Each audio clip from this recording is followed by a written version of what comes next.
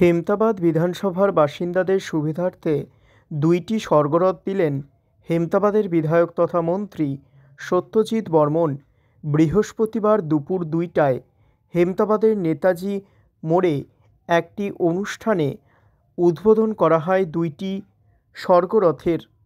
মন্ত্রী ছাড়াও উপস্থিত ছিলেন হেমতাবাদের বিডিও সুদীপ পাল, হেমতাবাদ পঞ্চায়েত সমিতির সভাপতি শম্ভু রায়, উত্তর দিনাজপুর জেলা পরিষদের সদস্যা মকলেসা খাতুন, হেমতাবাদ থানার আইসি সুজিত লামা সহ অন্যান্যরা।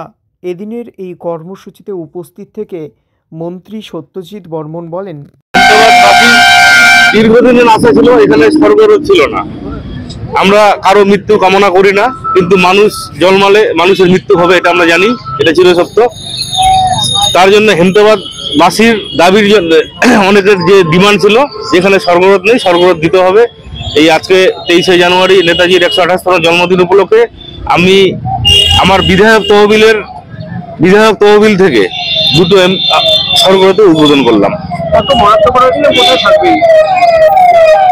একটা আমার বিধানসভা যেহেতু দুটো ব্লক নিয়ে, একটা হেমতাবাদ ব্লকের মধ্যে থাকবে আর একটা রায়গঞ্জ ব্লকের মধ্যে থাকবে। দুটা ব্লকের মধ্যে দুটা স্বর্গরথ দুই জায়গায় থাকবে।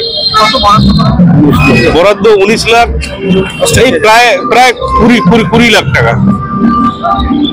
128তম জন্মদিন আজ নেতাজির পাদদেশে আমরা হেমতাবাদ পঞ্চায়েত সমিতির সভাপতি ভাই শম্ভু রায় থেকে শুরু করে